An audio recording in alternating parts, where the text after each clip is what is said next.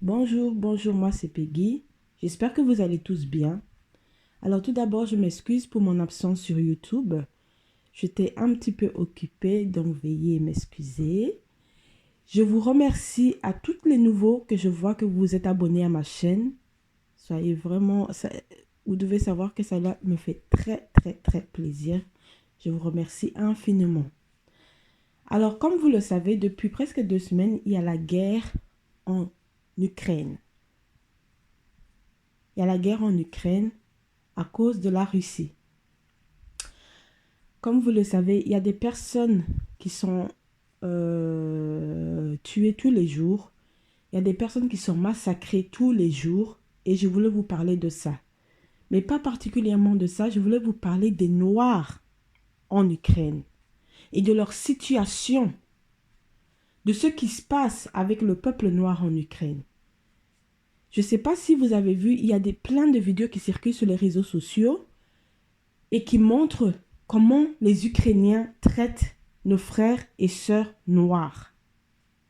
Je ne sais pas si vous avez vu, mais c'est atroce. C'est vraiment horrible.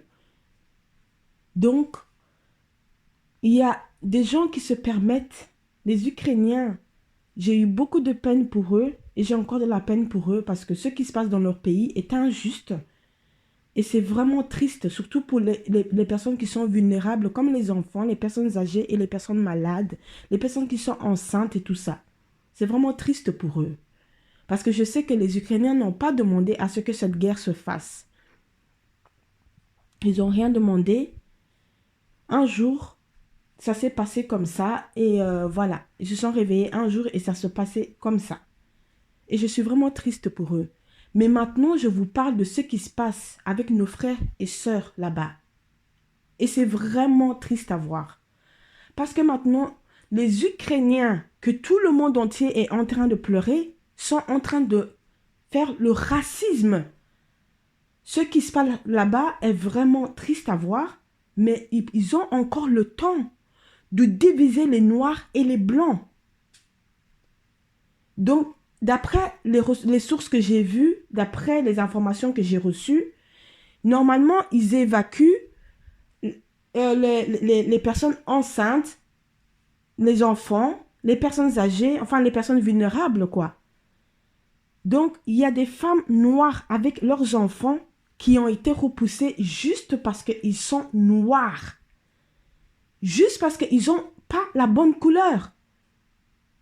À chaque fois, je vous dis, et je vous le répète, cette couleur-là est détestée par le monde entier. On doit vraiment ouvrir les yeux. Il est vraiment grand temps qu'on ouvre les yeux et qu'on arrête de se plaindre et qu'on arrête de croire que les blancs vont changer. Ils ne vont pas changer. Ils ne vont pas changer. Il y a très peu de blancs qui aiment les noirs. Et ça, vous le savez très bien. Il y a très très peu de blancs qui aiment les noirs. En situation de guerre comme ça, ils ont encore le temps de faire du racisme. Mais moi, quand j'ai vu ça, j'étais choquée.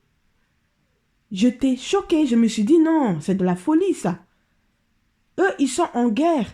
Je suis sûre qu'il y a plusieurs pays africains qui seront prêts à les accueillir. Et à bras ouverts en plus.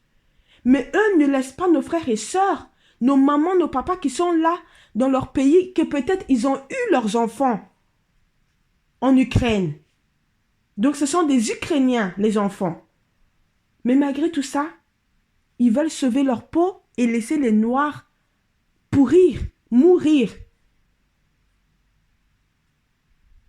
J'ai vu plein de gens essayer de dire aux Ukrainiens, non, ça ne se fait pas, ça ne se fait pas. On est, comme d'habitude, hein, on est en 2022, cela doit pas se passer. Cela ne doit pas se passer. Mais qu'on soit en 2050, que l'on soit en 2060, ça va se passer comme ça parce que le peuple noir refuse de voir la réalité en face. On refuse de voir la réalité en face. On est là, on est gentil avec tout le monde, on accepte tout le monde sur le continent, mais partout où l'homme noir se trouve, il est méprisé, il est maltraité, il est insulté tous les jours. Est-ce que vous trouvez ça normal? Trouvez-vous ça normal? Moi, je ne veux plus entendre en 2022, oui, on est en 2022 et cela doit plus se passer. Ça s'appelle de l'hypocrisie. Le racisme a toujours existé et ça existera toujours tant que nous, on ne mettra pas fin à ces conneries, à ces bêtises. Donc, les Blancs ont le droit de se protéger, les Blancs ont le droit de se mettre à l'abri, mais pas les Noirs. Alors qu'au début, ils ont dit les femmes et les enfants d'abord. Et quand les femmes noires et les enfants noirs essayent de rentrer dans le train pour partir, ils le repoussent. Comme je vous le dis, hein, ce n'est pas rien qu'une question de guerre ou quoi. C'est question de couleur maintenant. Il est question de couleur. Donc, faites vraiment attention à vous. Parce que même ici en Europe, là qu'on se trouve, enfin, peu importe en Europe, là où vous vous trouvez, peu importe là où vous vous trouvez, peu importe que vous êtes marié avec des Blancs ou pas, le jour que ça se passera dans un autre état de l'Europe, croyez-moi ou pas, vous qui êtes mariés là avec les Blancs, votre peau ne sera pas sauvée parce que vous êtes mariés avec des Blancs. Hein. Ils sauveront toujours les leurs. Toujours. Ils sauveront toujours les leurs. On vous dit qu'on doit être un peuple solide. Les Africains doivent se réunir maintenant. Il est temps d'arrêter ces bêtises de division là. Il est temps d'arrêter ça. Il est vraiment temps. Moi, quand j'ai vu cette vidéo, ça m'a foutu la chair de poule.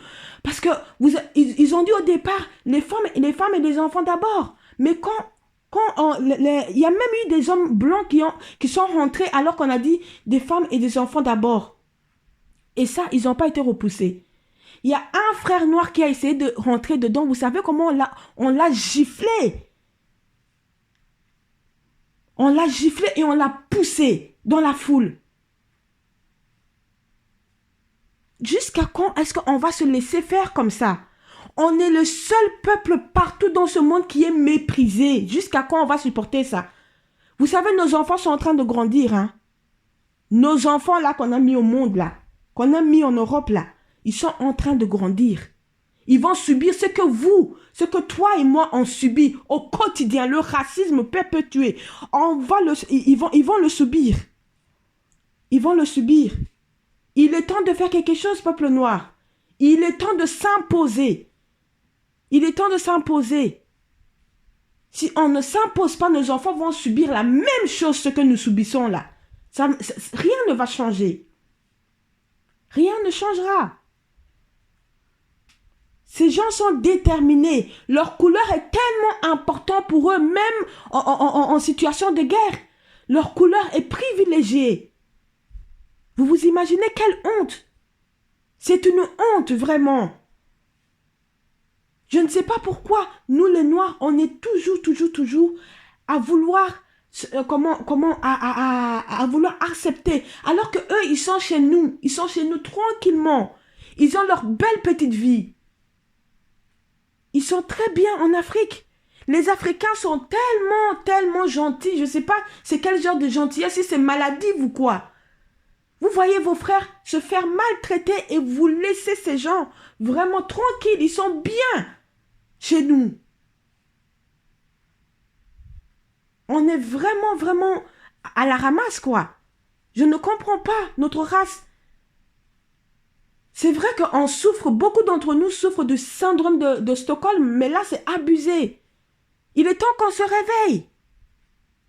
On ne sera protégé nulle part tant que nous ne sommes pas chez nous en Afrique. Là. On ne sera respecté et protégé nulle part. Et ce n'est pas nos dirigeants corrompus là. Ce n'est pas eux qui vont nous aider. Parce qu'ils sont maintenus par les plus hauts que eux. Par les Occidentaux, par les Américains. Ils sont maintenus. Ils ont leurs mains dans leur bouche, comme on dit. À force d'emprunter de l'argent, eh ben maintenant, ils ont leurs mains dans leur bouche. C'est eux qui leur disent ce qu'ils doivent faire. Depuis des décennies, c'est eux qui dirigent l'Afrique. Ce n'est pas nos dirigeants africains qui dirigent l'Afrique, c'est eux qui dirigent l'Afrique. Jusqu'à quand est-ce qu'on va fermer nos yeux là? Jusqu'à quand est-ce qu'on va fermer nos yeux? Jusqu'à quand on va faire semblant? Jusqu'à quand on va laisser ça? Moi, je n'ai pas envie que mes enfants connaissent ce que nous on subit, hein.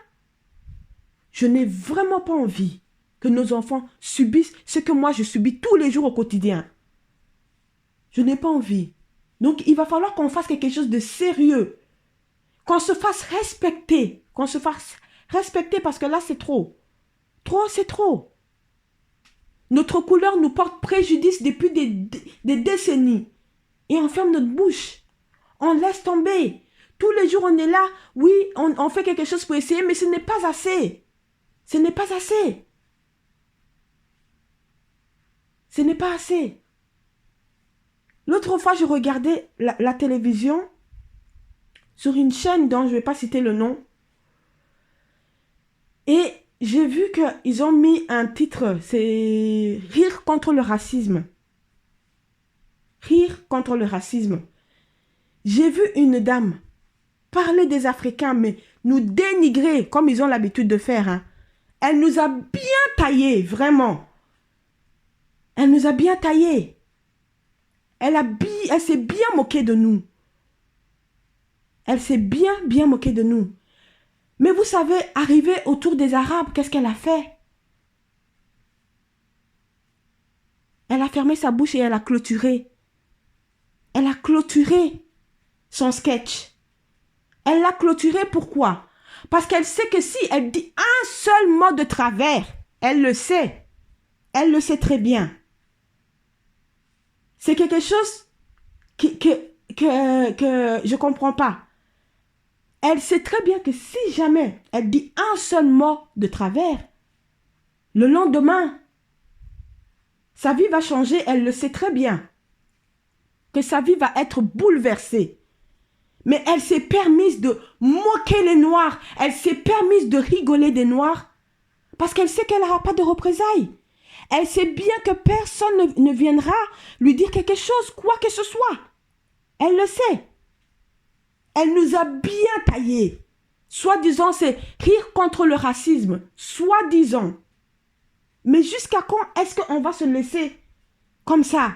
Jusqu'à quand on va laisser ces gens nous pourrir la vie? C'est pas possible, hein? C'est pas possible. On subit toutes les pires sévices au monde, mais on ferme notre bouche. Pourquoi? Il est temps que vous et moi, on se lève contre ça. Il est vraiment temps de mettre fin à ça. Plusieurs personnes se mobilisent afin que tout ça s'arrête. Mais le problème est que le peuple noir n'est pas solidaire. Nous ne sommes pas solidaires et vous le savez très bien. Nous devons être ensemble. Être divisés, ça ne sert à rien. Homme comme femme, homme noir comme femme noire, nous devons être solidaires. Ça ne sert à rien la division. Ça ne sert à rien. Nous devons être solidaires. Il est grand temps d'ouvrir les yeux. Tant que nous ne sommes pas solidaires, tant qu'on ne bâtira pas qu'on ne soit pas ensemble, qu'on ne sera pas ensemble, en tant qu'un seul peuple, nous serons toujours méprisés aux quatre coins du monde. Nous serons toujours dénigrés partout où nous irons. Je me rappelle quand il y a eu le début de la pandémie du Covid-19. Les Chinois ont essayé de mettre ça derrière nos dos. Ils ont essayé de mettre ça derrière nos dos.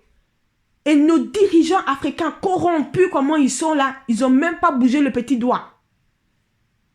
Ils n'ont même pas bougé le petit doigt. Il n'y a personne qui veut nous aider. Nous devons absolument prendre notre destin en main. Cette nouvelle jeunesse-là africaine, nous ne devons plus nous laisser faire. C'est bon comme ça. C'est bon comme ça. Assez, c'est assez. Il est temps d'arrêter toutes ces bêtises-là. Il est vraiment grand temps. Donc voilà. Si vous voyez la vidéo, vraiment, cela va vous faire un choc. C'est vraiment choquant. Moi, j'étais vraiment choquée. Comment peut-on être racisme en plein milieu d'une guerre? Comment? Ces gens, leur couleur est tellement important pour eux à leurs yeux, mon Dieu. J'ai jamais vu ça. Leur couleur, là, est tellement important pour eux. C'est vraiment triste. Donc voilà, veuillez liker, Veuillez vous abonner à ma chaîne. Ma chaîne s'appelle Assantoise TV. Veuillez vous abonner et je vous remercie à tous les nouveaux que j'ai vu que vous vous êtes abonnés à ma chaîne. Vraiment, je vous remercie infiniment. On se reparle bientôt.